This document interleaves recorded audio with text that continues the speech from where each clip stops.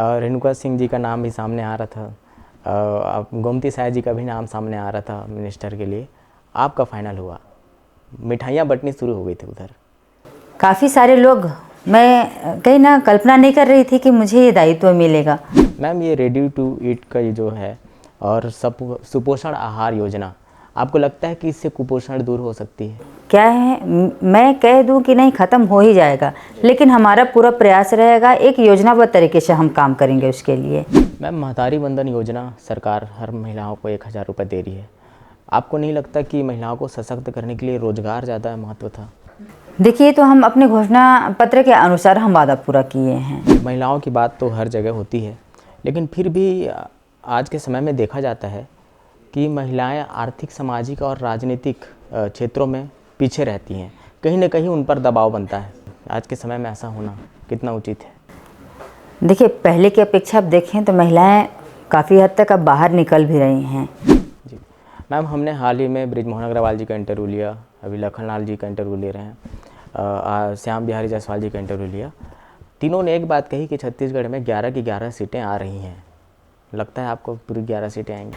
जी, मैं कहीं पूरे विश्वास के साथ हम कह सकते हैं। मैम, विपक्ष की कमर तोड़कर चुनाव लड़ना कितना सही है? अरविंद केजरीवाल अंदर चले गए जस्ट चुनाव के समय में, कांग्रेस पार्टी की अकाउंट बंद करा दी गई। तो आपको नहीं लगता कि राजनीति के चलते ही ऐसा कुछ हो रहा है? नहीं, राजनीति नहीं कहना चाहिए, ये राजनीति नहीं। इसी समय क्यों, इलेक्शन के समय तो सुप्रीम कोर्ट ने भी इस पर सवाल किया हुआ है। नहीं, देखिए, किसी भी काम करने के लिए समय नहीं देखा जाता है। ओवर कॉन्फिडेंस के चक्कर में कांग्रेस की सरकार गई है। सबको लगता था कांग्रेस की सरकार बनने वाली।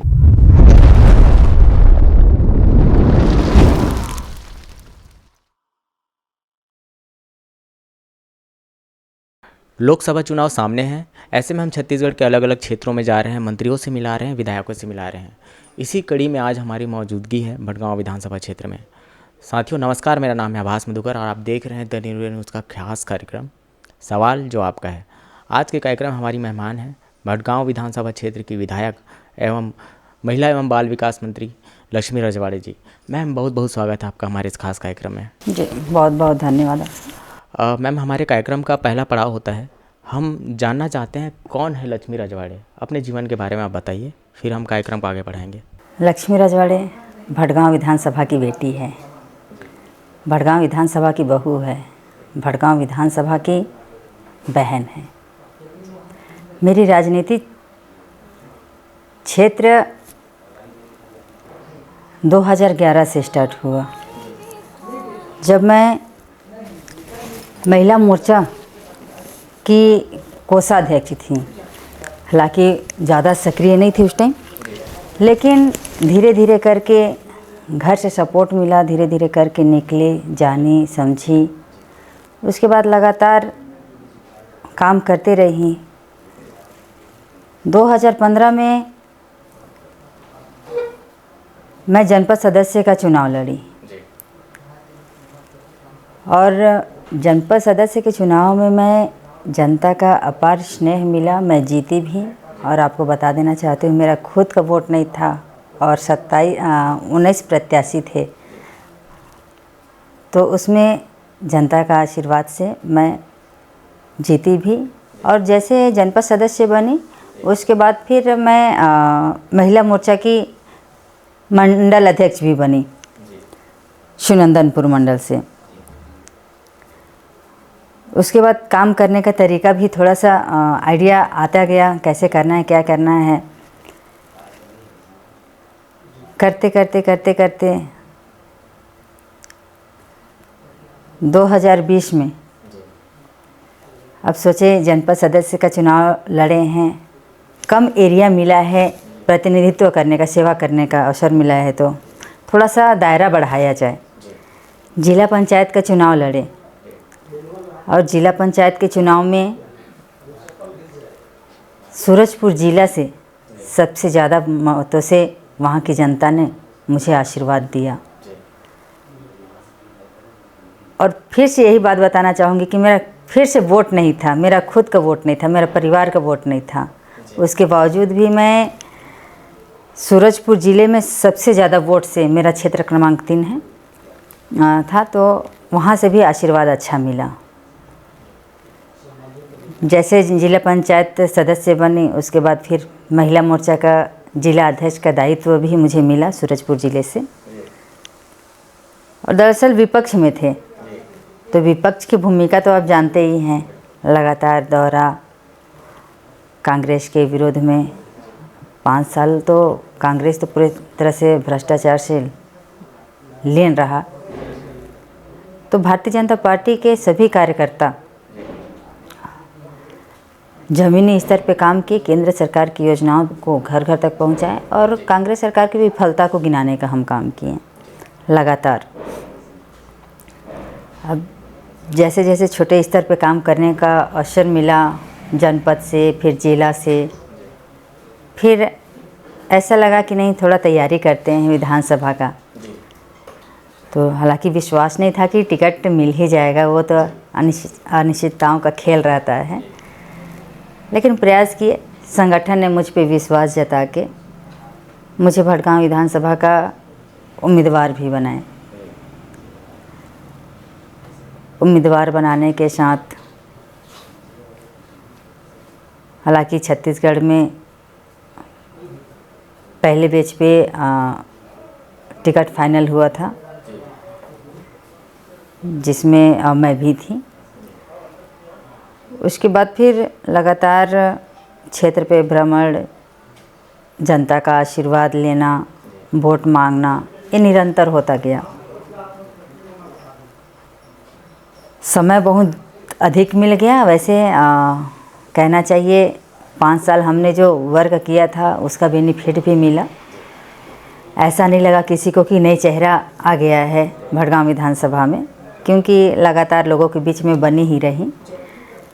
तो बस उनके बीच में आशीर्वाद मांगने की आवश्यकता थी। लेकिन चुनाव के समय जब वोट आया, वोटिंग सब किए, तो जनता का आशीर्वाद भी भरपूर मिला।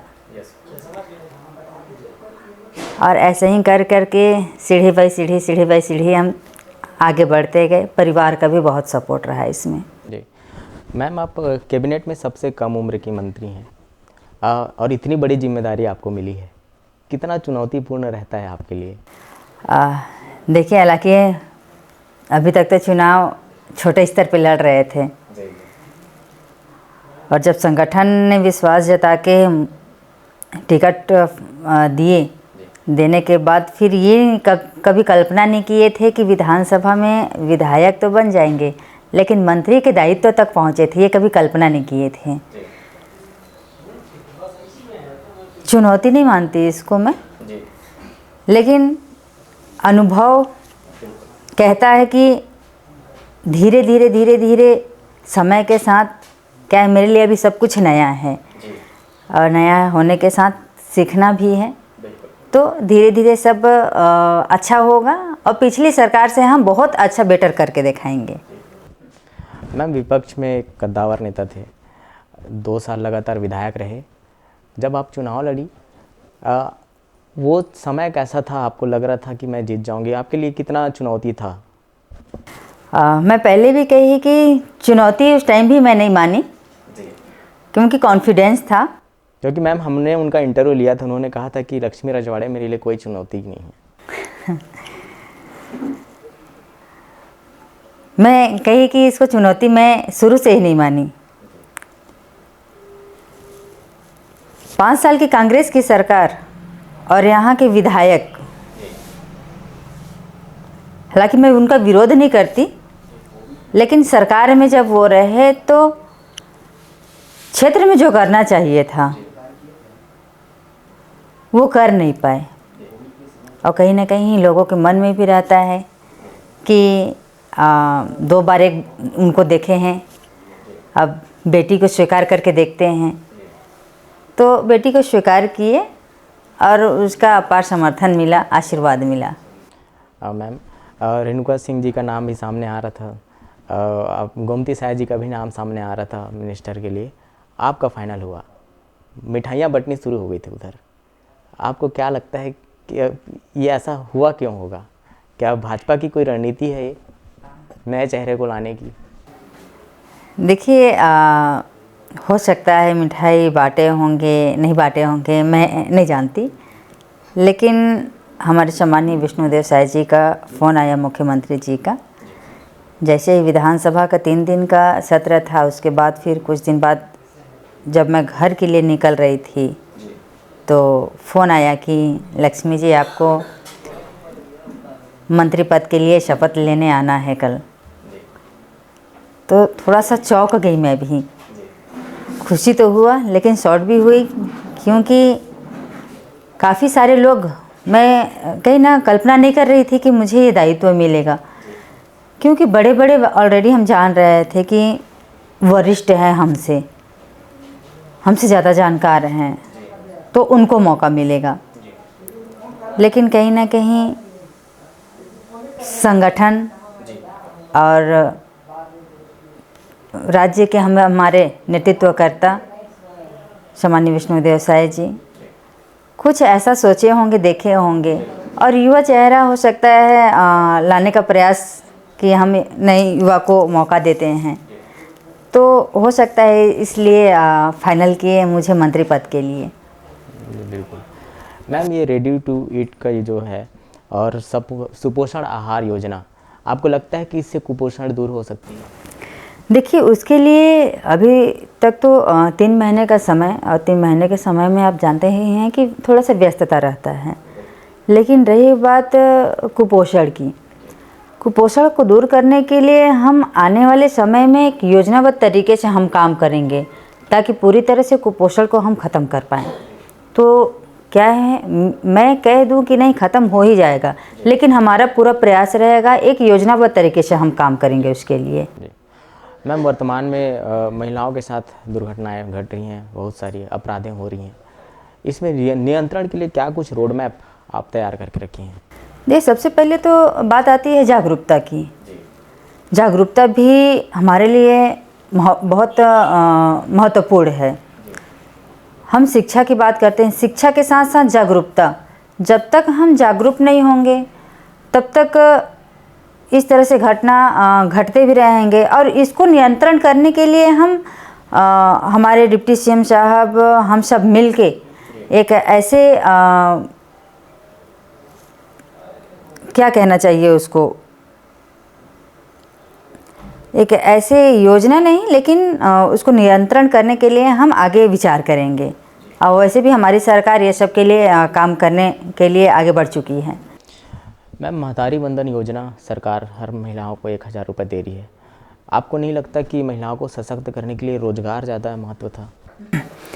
देखिए, तो हम अपने घोषणा पत्र के अनुसार हम वादा पूरा किए हैं, और कहीं ना कहीं आप देखे होंगे कि महिला 1-1 रुपये के लिए हमेशा वंचित रहती हैं, या परिवार, ऐसा परिवार भी रहता है जिनको पति के माध्यम से नहीं मिल पाता है। तो उसको हम सोचे कि उनके, आपका कहना ठीक है कि एक रोज़गार हम दे सकते थे, लेकिन हम अपने घोषणा पत्र के अनुसार इसको पूरा किए हैं। आने वाले समय में हम देखेंगे, विचार करेंगे। उनको सशक्त करने के लिए बहुत बड़ी बात हो जाती है कि अगर हमारे पास पैसा नहीं है तो हम क्या ऐसा करें, तो उसके लिए हमारे केंद्र की भी बहुत सारी योजनाएं हैं, क्योंकि हमारी सरकार, वो चाहे केंद्र की सरकार हो चाहे राज्य की सरकार हो, महिलाओं को सशक्त करने के लिए हमेशा से विचार कर रही है, आगे भी करेगी। तो जहाँ तक रोज़गार की बात है, रोज़गार भी हम आने वाले समय में, ऐसा हमारा प्रयास रहेगा कि महिलाएं रोज़गार करके अपने आप को सशक्त करें। जी मैम, महिलाओं की बात तो हर जगह होती है, लेकिन फिर भी आज के समय में देखा जाता है कि महिलाएं आर्थिक, सामाजिक और राजनीतिक क्षेत्रों में पीछे रहती हैं। कहीं ना कहीं उन पर दबाव बनता है। क्या लगता है आज के समय में ऐसा होना कितना उचित है? देखिए, पहले की अपेक्षा आप देखें तो महिलाएं काफ़ी हद तक अब बाहर निकल भी रही हैं। अपने आप को मजबूत के साथ साथ हमें क्या करना है आने वाले समय के लिए, हम कैसे अपने घर परिवार को आर्थिक स्थिति को सुधार सकें, सामाजिक स्थिति को सुधार सकें, और राजनीतिक क्षेत्र में आपको पता है कि हमारे सम्मानीय नरेंद्र मोदी जी ने 33% आरक्षण महिलाओं को दिया है। तो कहीं ना कहीं महिलाओं की भी नेतृत्व क्षमता अच्छी हो सकती है और आने वाले समय में अच्छी हो, इसके लिए हमारे नरेंद्र मोदी जी 33% आरक्षण दिए हैं। कहीं ना कहीं आज के क्षेत्र में हम देखें तो शिक्षा, हम पहले की तुलना और आज की तुलना हम कर सकते हैं कि पहले की तुलना शिक्षा का भी अभाव। हम कहते हैं कि अगर एक बेटी शिक्षित होती है तो 2 परिवार को तारती है। तो सबसे महत्वपूर्ण बात है कि हम अपनी बेटियों को शिक्षित बनाएं। अगर बेटियां शिक्षित होती है तो ऑलरेडी आर्थिक, सामाजिक और राजनीतिक क्षेत्र में वो आगे बढ़ेंगी। जी मैम, पूर्व कैबिनेट मंत्री अनिला भेड़िया के कार्यकाल को आप कैसे देखती हैं? और पूर्व मंत्री महिला बाल विकास की, मुझे ऐसा कभी दिखा नहीं। जब मैं महिला मोर्चा की जिला अध्यक्ष थी तो किसी महिला के ऊपर टिप्पणी की थी कि महिलाओं, लड़कियों का पहनावा और ओढ़ावा की वजह से ऐसे घटनाएं घटित होती है। तो उनकी सोच पे डिपेंड करता है। देखिए, और मैं तो मानती हूँ कि पहले की सरकार ऐसा कुछ की नहीं, उसका ही परिणाम है कि आज छत्तीसगढ़ में भारतीय जनता पार्टी की सरकार बनी है। तो ऐसा मुझे कुछ पिछले सरकार में ऐसा कुछ दिखा नहीं कि महिलाओं के लिए, चाहे उनको जो जिम्मेदारी दिया गया था उनके लिए कुछ काम किया अच्छे से। मैम, 11,000 पंचायतों में महिला सदन खुलने की बात चल रही है। क्या ये महिला सशक्तिकरण को बढ़ावा देने का सही तरीका है? देखिए, अभी विचार चल रहे हैं, विचार किया जा रहा है, क्योंकि महिला आज की डेट में स्वयं सहायता समूह के माध्यम से बहुत सारे काम कर रहे हैं। और शुरू से महिलाओं का मांग रहा है कि हमें बैठने के लिए एक जगह निर्धारित होना चाहिए। हम जगह जगह पे, मैं ही नहीं, जितने भी विधायक बने आज की डेट में, मंत्री हैं, सभी को उस चीज़ का अनुभव भी हुआ कि वाकई में इनके बैठने का स्थान निर्धारित नहीं हो पाया है। तो बैठने का एक स्थान निर्धारित हो ताकि वहाँ से वो फिर से अपने भी जो दायित्व हैं, वो चाहे स्वयं सहायता समूह की महिला हो, चाहे उनसे ऊपर CRP हैं या और ऐसे करके हैं, संगठन एक बना होता है। तो एक बैठक निर्धारित किया गया है ताकि वो इधर उधर भटके नहीं हो, सदन के माध्यम से ही वो बैठ के वहाँ कुछ भी बातचीत करना हो, मीटिंग करना हो, वहाँ निर्धारित कर सकें। मैम, आपने हाल ही में बाल सुधार गृह का दौरा किया, आपको क्या लगता है, क्या कुछ बदलाव की ज़रूरत है? देखिए, हमारी भारतीय जनता पार्टी की सरकार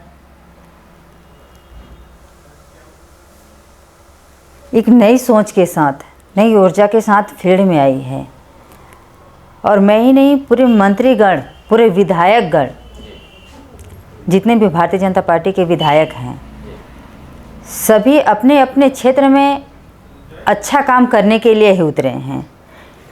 और इस बार आप सब देखेंगे कि इन 5 सालों में अपने ही विधानसभा नहीं, छत्तीसगढ़ में जितने भी हमारे विधायक हैं अपने भारतीय जनता पार्टी के, बहुत सारे बदलाव देखने को मिलेंगे। और आप बाल गृह की बात कर रहे हैं, बाल गृह में भी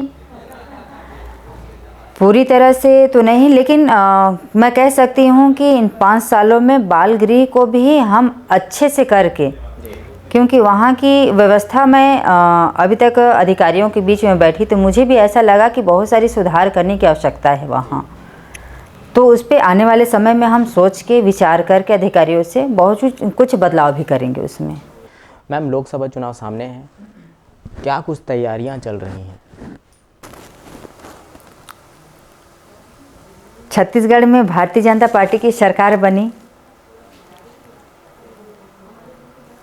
मैं पहले भी कही कि पूरी कॉन्फिडेंस के साथ जितने भी प्रत्याशी थे सब उतर के आए और सभी को विश्वास था कि छत्तीसगढ़ में भारतीय जनता पार्टी की सरकार इस बार बन ही रही है। अब लोकसभा की चुनाव है और लोकसभा की चुनाव हमने जो वादा किया था छत्तीसगढ़ में, मोदी जी के गारंटी के तहत हमने बहुत सारे वादे ऐसे पूरे कर रहे हैं और किए भी हैं। तो तैयारियां जारी है। ज़मीनी स्तर पे बूथ स्तर के कार्यकर्ता सब लग गए हैं और 3 चरण में चुनाव होना है। 3 चरण के चुनाव में 11 की 11 सीट हम भारतीय जनता पार्टी के पक्ष में दे रहे हैं। उसकी जोर शोर से हमारी भारतीय जनता पार्टी के कार्यकर्ता फील्ड पे उतर चुके हैं।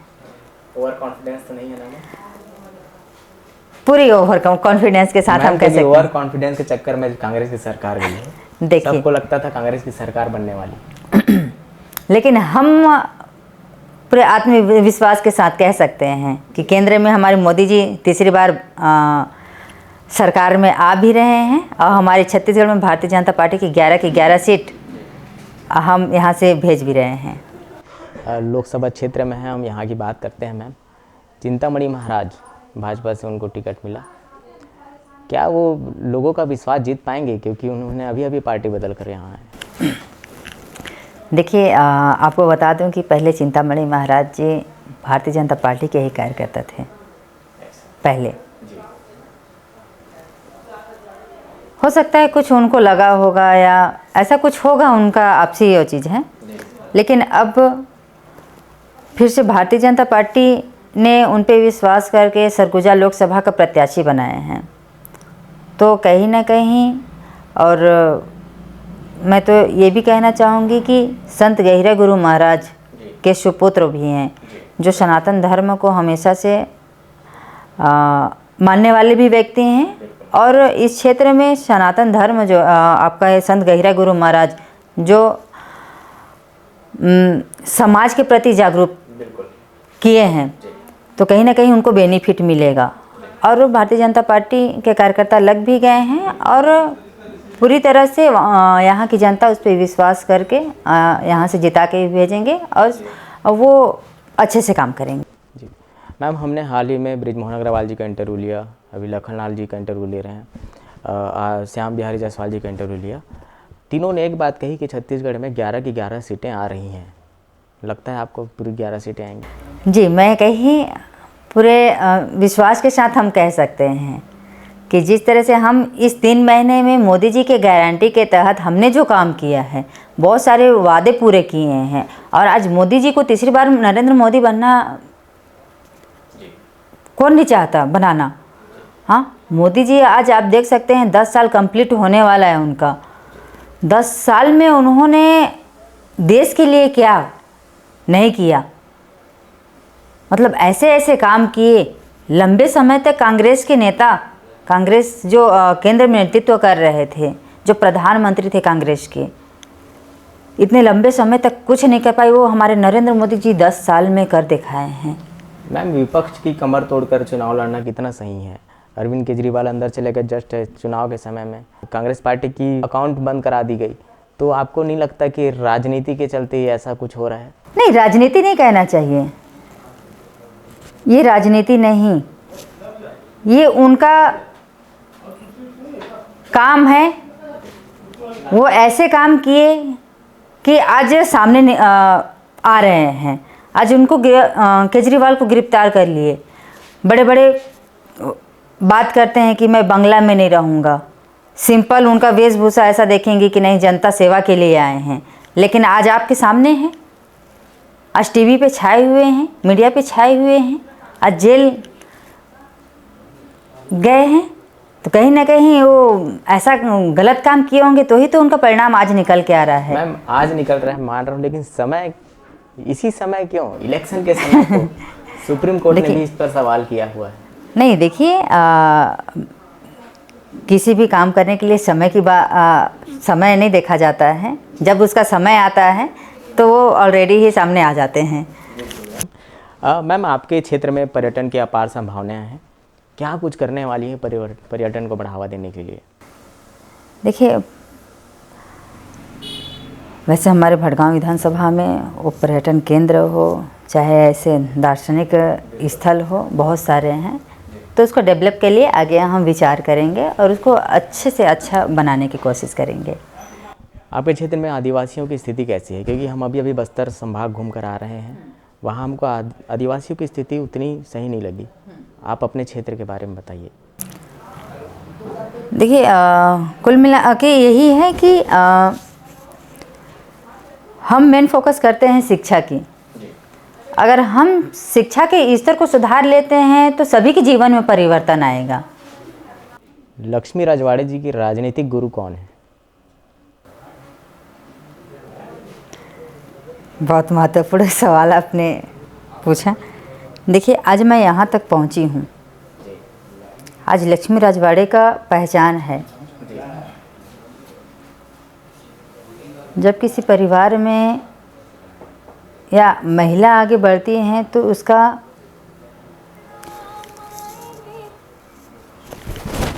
मेन हाथ होता है उनके हस्बैंड, उनका परिवार। तो कहीं ना कहीं आज मुझे यहाँ तक लाए हैं, मुझ पे विश्वास किए हैं, तो मैं पूरा श्रेय अपने पति को देना चाहूँगी। मैं कभी नहीं सोची थी कि आज मैं यहाँ तक पहुँचूँगी। शायद मैं और कहीं जगह ससुराल गई होती तो शायद आज यहाँ तक पहुँची नहीं होती, लेकिन मेरे पति के ऊंची सोच की वजह से आज मैं यहाँ तक पहुँची हूँ। तो मैं पूरा श्रेय पति को और परिवार को देना चाहूँगी। हाँ, और हमारे लिए तो राजनीतिक गुरु तो हैं ही, बहुत सारे लोग हैं, लेकिन आज यहाँ तक आने की जो बात कहे आप तो पति की है। मैम, आप एक गृहिणी भी हैं, कैसे मैनेज करती हैं ससुराल को, प्रदेश को? वहाँ तो सब आपके भाई बंधु हैं, पूरे प्रदेशवासी, कैसे मैनेज होता है? देखिए, समय सब कुछ सिखा देता है। कहीं ना कहीं जब मैं जनपद सदस्य थी, जिला पंचायत सदस्य थी, तो घर में क्योंकि हमारा परिवार एक मिडिल परिवार है और हम कमाते हैं तो ही खाने को मिलता है। पहले ऐसा था, थोड़ा सा रहता है घर परिवार में। आप तो जान ही रहे हैं कि राजनीति क्षेत्र में वैसे डायरेक्ट, क्योंकि गांव के रहने वाले हैं तो प्राथमिकता तो सब काम को देते हैं, लेकिन उसके बावजूद भी थोड़ा सा ऐसा रहता था कि नहीं, सास की नहीं, उससे क्या बेनिफिट होगा, क्या होगा, घर का काम थाम भी रहता है, तो थोड़ा सा डिफ़िकल्ट शुरू में होता था। लेकिन फिर भी बाहर से आके घर में काम करना, फिर घर से काम करके बाहर जाना, तो धीरे धीरे सब मैनेज होते गया और परिवार के लोग सपोर्ट किए तो सब ठीक हो गया। और कहीं ना कहीं एक महिला आज परिवार के साथ साथ घर को संभालती भी है और समाज में भी आगे बढ़ रही है, और आज तो इतना बड़ा दायित्व मिले हैं तो सब नॉर्मल तरीके से हो जा रहा है।